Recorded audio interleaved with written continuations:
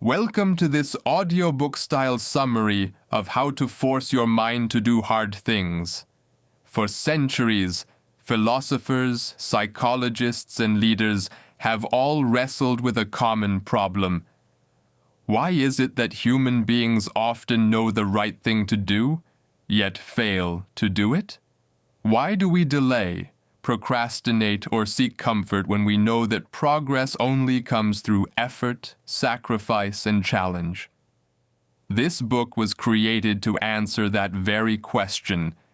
It explores the deep psychology behind resistance, the biology of discipline, and the practical tools that allow anyone, from students to athletes to entrepreneurs to everyday people, to finally push through mental barriers and act, even when every fiber of their being says, "Not today." Over the course of this narration, we'll travel from the foundations of human psychology all the way to the practical steps of self-mastery. We'll study why the brain avoids discomfort, how discipline works like a muscle, and how identity itself is reshaped every time you choose to do the hard thing instead of the easy one. So sit back, open your heart and your mind, and let us journey together into the timeless struggle and the life-changing solution of forcing your mind to do hard things. About the author and background. The author of this work comes from the growing tradition of modern writers who stand at the crossroads of psychology, neuroscience, and personal development. Instead of relying only on motivational slogans, the book is built on scientific research, behavioral studies, and personal experience. The author was shaped by observing a simple but universal phenomenon. People dream big. People make plans. And yet, day after day, most people fall short of their own potential. Why? Not because they don't care, not because they don't know what to do, but because the human mind resists discomfort. The author's life experience mirrored this observation. Like many of us, they struggled with procrastination, avoidance, fear of failure, and the seductive call of the comfort zone. Through trial, error, and study, they uncovered the truth. Success belongs not to those who are the smartest, nor even to those who are the most gifted, but to those who can consistently force themselves to take difficult action. This conviction birthed the book.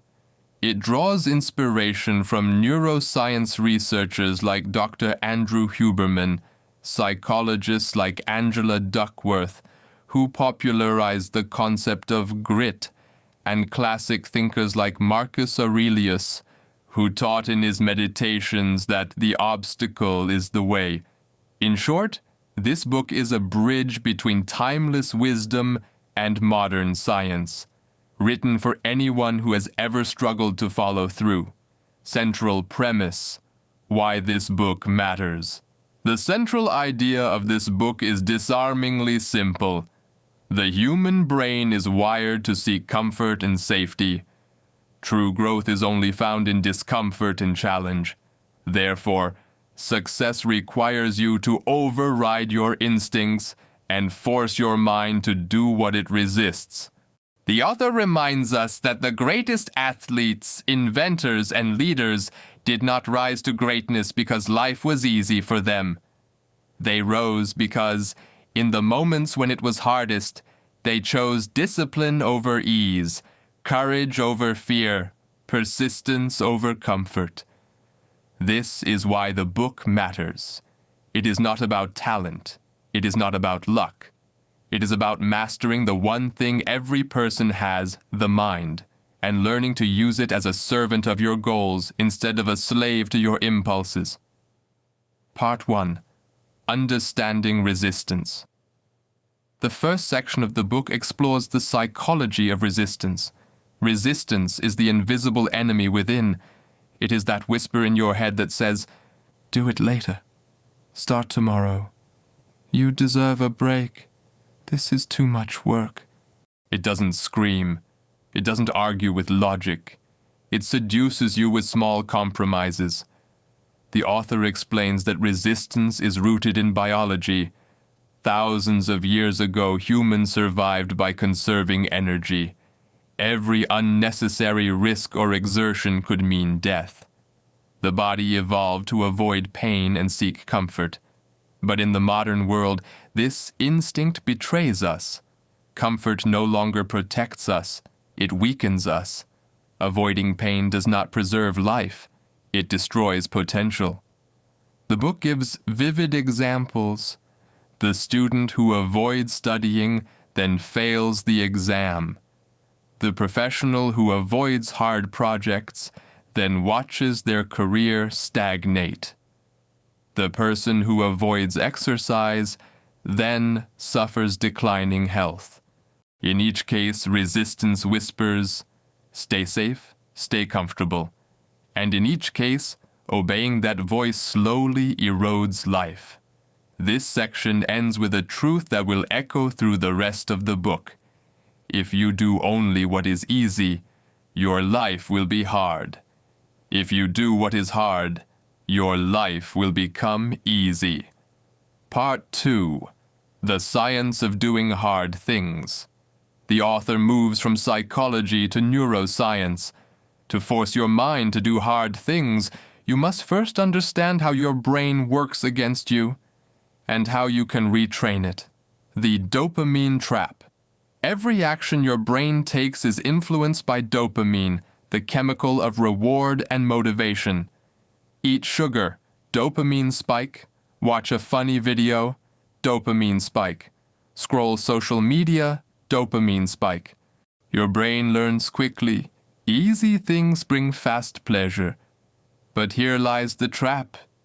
The activities that lead to the greatest rewards in life usually delay gratification. Studying hard pays off later, not instantly. Saving money builds wealth over years, not minutes.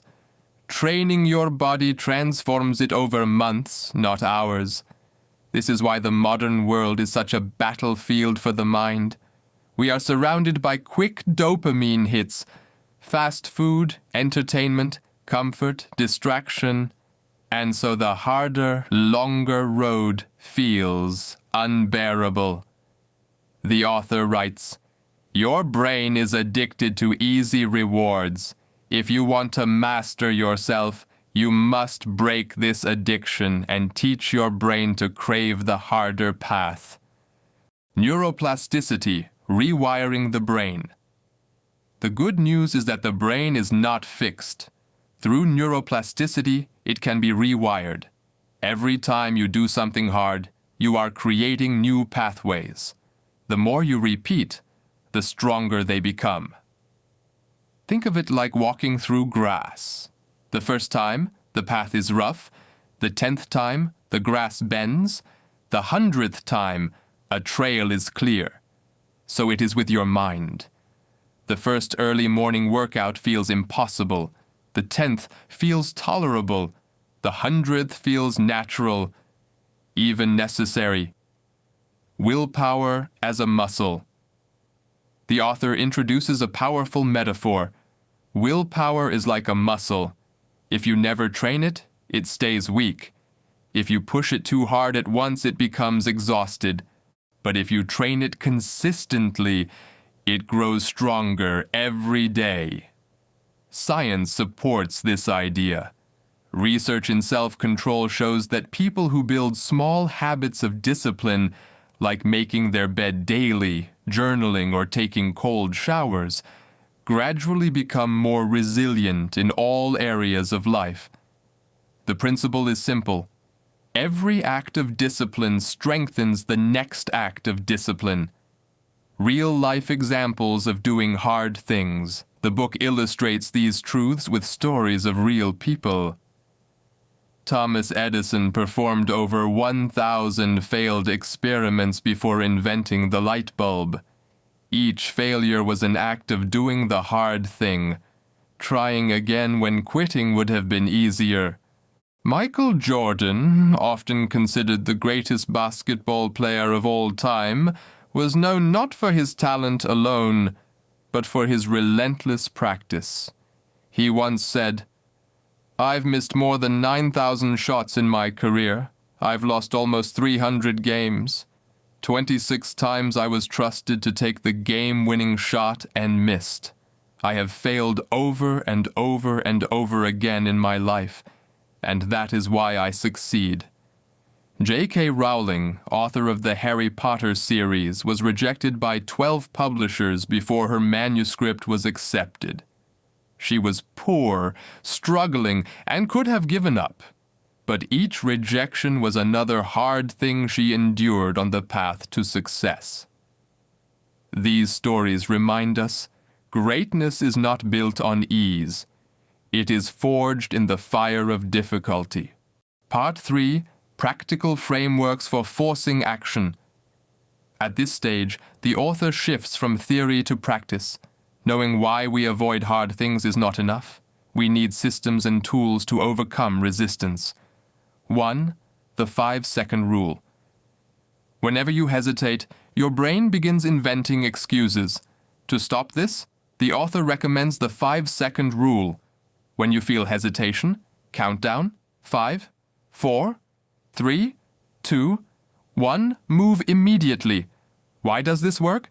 Because it interrupts your thought loop. The countdown triggers action before resistance can build. You see the workout clothes? 5, 4, 3, 2, 1, put them on. You have an idea in a meeting? 5, 4, 3, 2, 1, speak up. It is simple, but powerful. 2. The Comfort Zone Challenge. The author suggests deliberately seeking discomfort each day. Examples: take a cold shower, speak to a stranger, do 10 more push-ups after you feel tired, work without checking your phone for an hour. Each act may seem small, but collectively they transform your identity. You begin to see yourself as someone who does the difficult thing, someone who acts in spite of discomfort. 3. The do it anyway principle. One of the most repeated lessons in the book is this: do it anyway. Don't feel like working? Do it anyway. Don't feel like forgiving? Do it anyway. Don't feel like practicing? Do it anyway. This mindset creates a new identity. You are no longer ruled by feelings. You are ruled by principles. Let us pause here. Ask yourself, what are the things I know I should be doing, but I avoid? What goals have I delayed because they feel too difficult?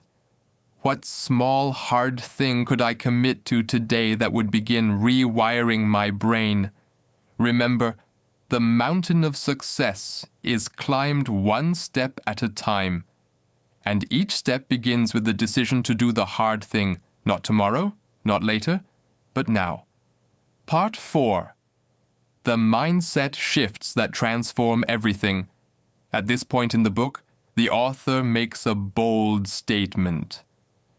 Discipline is not just about what you do.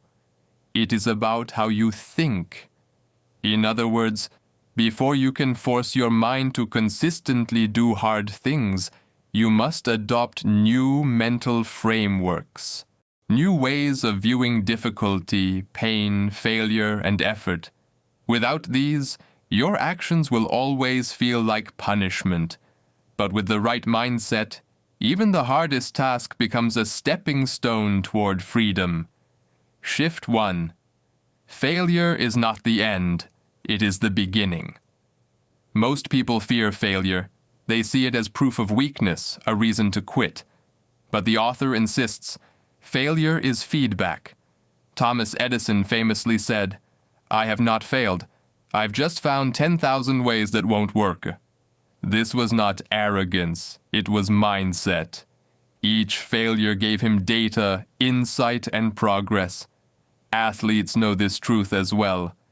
Every missed shot, every painful loss is a classroom. The pain of failure teaches lessons that success cannot. The book challenges us to reframe failure entirely. Instead of asking, "What if I fail?" ask, "What will I learn if I fail?" This shift transforms fear into fuel. Shift 2. Pain equals growth. Another core idea, pain is not a signal to stop. It is a signal that growth is occurring. Think of lifting weights. Your muscles ache, your body strains, and micro tears form in the fibers. But it is precisely this pain that leads to strength. No pain, no growth. The same is true in every area of life. The pain of waking up early sharpens discipline. The pain of studying long hours strengthens your mind. The pain of rejection builds resilience. The author insists, the moment you feel discomfort is the very moment you are expanding your capacity. If you stop, you lose the growth. If you push through, you level up. So, the challenge is simple. Learn to love the pain. Shift. 3. Small steps compound. Into Giants, here, the book introduces one of the most liberating truths. You don't need to force yourself into massive change all at once. Most people quit because they think success requires overwhelming effort. They imagine they must wake up at 4 a.m., run 10 miles, read 50 books, and change their life overnight. But in reality, greatness is built on tiny hard things, done consistently. One extra rep, one more page read, one more honest conversation, one more hour of focused work. The author connects this with the principle of compound growth in finance. Just as small investments grow into wealth over decades, small acts of discipline compound into extraordinary results over years. This mindset shift frees us from perfectionism. You don't need to be superhuman. You just need to take one hard step today, and then repeat it tomorrow. Shift 4. The hard road is the fast road. Paradoxically, what seems like the slower, harder path is often the fastest. Take 2 students. One avoids hard study sessions, crams at the last minute, and barely passes. The other embraces consistent, difficult study habits. At first, it feels slower, but by the end, they master the subject. Or take 2 professionals. One avoids hard feedback and stays comfortable. Years later, they are stuck in the same role. The other seeks challenges, asks for hard assignments, embraces tough feedback. They rise quickly because growth follows difficulty. The author concludes, shortcuts are slow, hard paths are fast. Shift 5. Discipline builds identity. Perhaps the most powerful shift of all is this. Every act of discipline reshapes your identity. When you force yourself to do a hard thing, you are not just completing a task. You are telling yourself a story about who you are. Wake up early. I am someone who keeps promises. Finish the workout. I am someone who doesn't quit. Speak the truth in a hard conversation. I am someone who is brave. Day after day, these small choices carve your identity.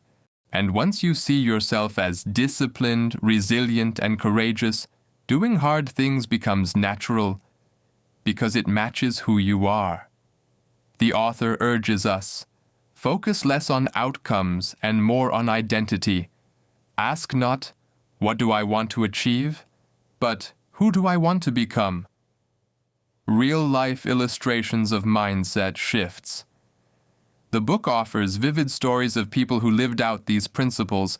Nelson Mandela spent 27 years in prison. Instead of collapsing in despair, he used pain as growth.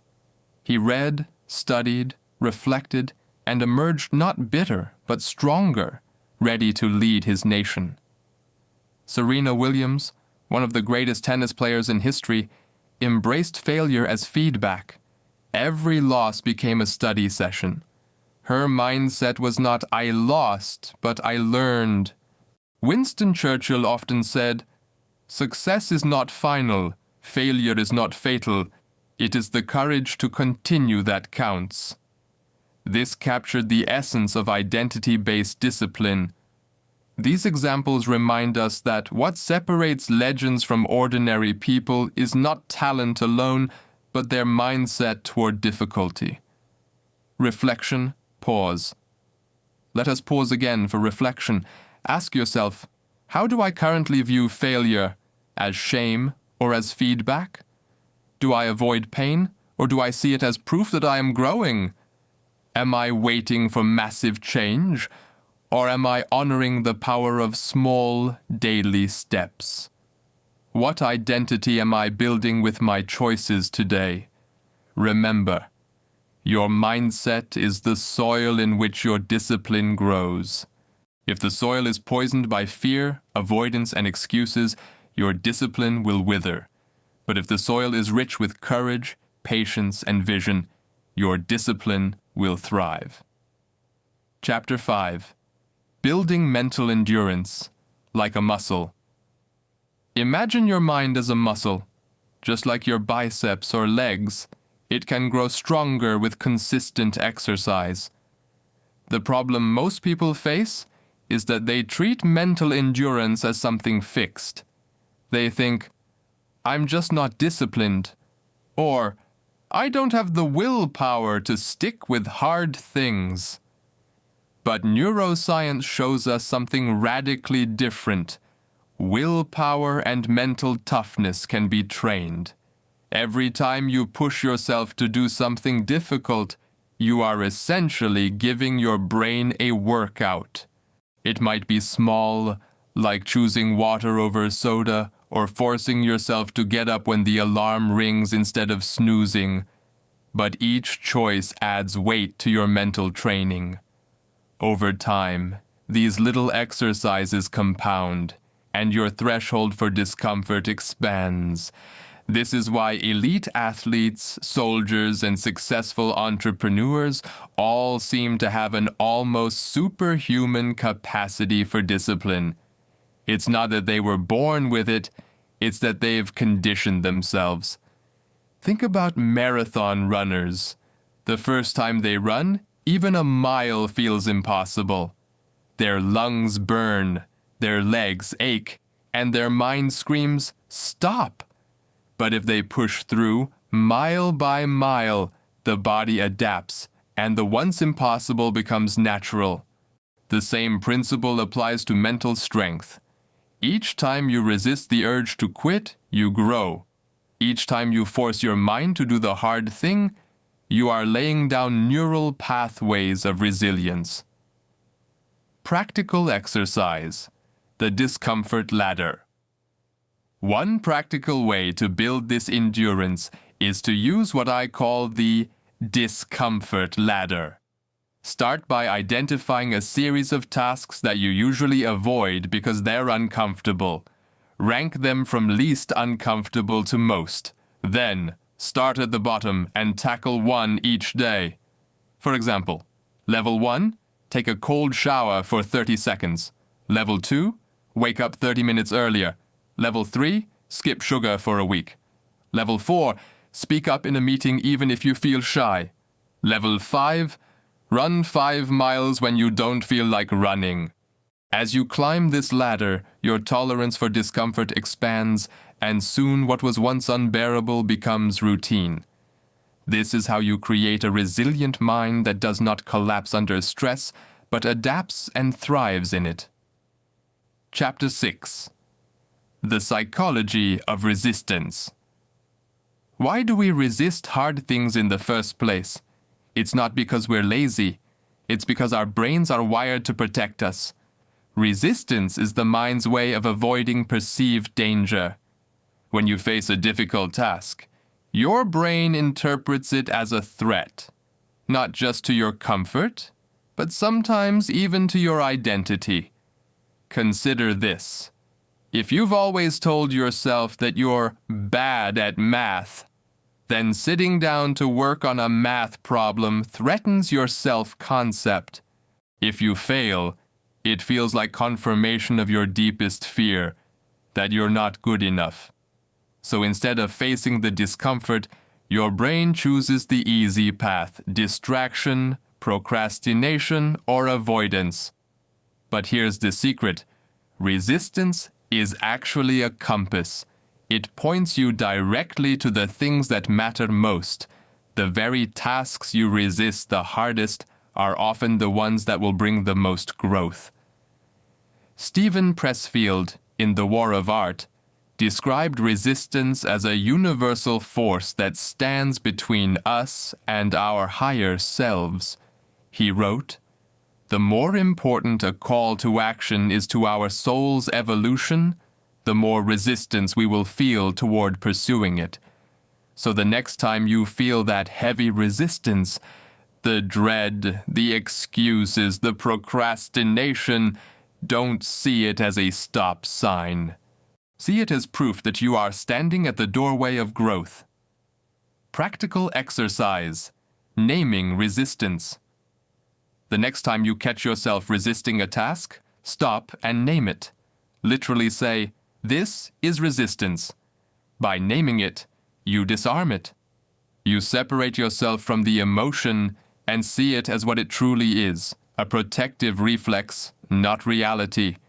Then ask, what growth might lie on the other side of this task?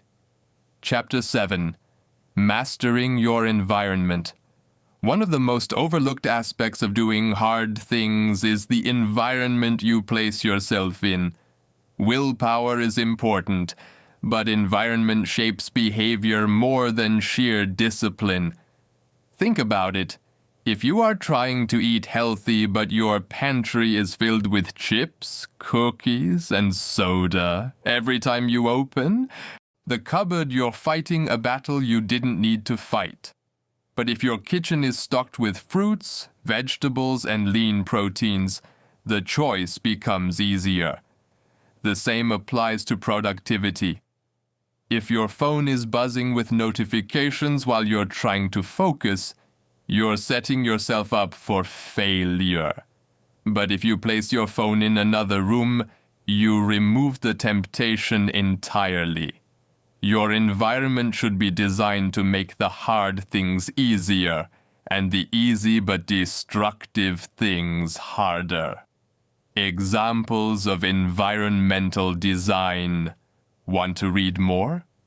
Put a book on your pillow every morning so you see it before bed. Want to exercise more? Lay out your workout clothes the night before. Want to stop scrolling social media? Delete the apps from your home screen and log out each time. Want to eat better? Prep healthy meals in advance so the right choice is the easy choice. By controlling your environment, you are not relying on willpower alone. You are engineering your surroundings so they naturally guide you toward doing the hard things. Narration transition. And so, we see a pattern. Your mind may resist, your body may protest, but both can be trained. Hard things are not meant to destroy you, they are meant to shape you. The brain is plastic, the will is a muscle, and your environment is a lever. When you combine all three, endurance, resistance mastery, and environment, you begin to unlock a level of discipline that feels almost superhuman. But we're not done yet. In the next chapters, we'll dive deeper into the habits that cement these changes, the role of identity in forcing yourself to act, and how to transform temporary effort into a lifelong system of resilience. Final continuation and conclusion. Chapter 9. The Long Game. Building Endurance for a Lifetime. When you think about forcing your mind to do hard things, you must realize it's not about one battle. It's about a lifetime of choices. The real reward comes not from winning once, but from winning consistently. Great achievers, from scientists like Marie Curie, who spent years in grueling research, to athletes like Serena Williams, who trained relentlessly for decades, didn't just rely on motivation, they built endurance. Endurance means you keep moving forward even when the excitement fades. It means you lace up your shoes when it's raining. It means you write when you don't feel like writing. It means you push through failure after failure because you know growth lies on the other side. The long game is not glamorous. It is not Instagram-worthy. It is gritty, quiet, and often unnoticed. But it is in the long game that real greatness is forged. Narrator reflection. So ask yourself, are you here for a short burst? Or are you ready to commit to the marathon of growth? Chapter 10. Redefining Identity. Becoming the person who does hard things. At this point, we've explored techniques, strategies, and mindset shifts. But there is something even deeper. Your identity. When you see yourself as someone who struggles, you will continue to struggle. When you see yourself as someone who quits, you will continue to quit. But when you declare, I am the type of person who does hard things, everything changes. Identity fuels action. Action reinforces identity. It becomes a cycle. Think of yourself as a warrior of discipline, as someone who embraces discomfort as a friend, as someone who refuses to let fear, laziness, or doubt decide the course of your life. This isn't arrogance. It's alignment. You are simply stepping into the truth of who you can become. Final reflection. So, what have we learned on this journey? That your mind resists hard things because it wants safety. That growth requires breaking free from comfort. That small wins build momentum. That failure is a teacher, not a curse. That consistency beats intensity. That your identity shapes your destiny. You now hold the tools, but tools only work if they are used. The choice lies with you. A closing call to action. As you close this audiobook, I want you to make a silent promise to yourself. Not tomorrow, not next week, but today. Choose one hard thing you've been avoiding. It could be starting that business, applying for that job, going back to the gym, writing that book, or having that tough conversation. Whatever it is, take the first step. It will be uncomfortable. It will test you. But remember, that is the path of growth. That is where transformation begins. Do not let your dreams die in the land of comfort. Do not let your fears dictate your future. You are stronger than your excuses. The final word. The mind is powerful, but it can also be stubborn. If you want to create a life of meaning, purpose, and achievement, you must force it to do the hard things.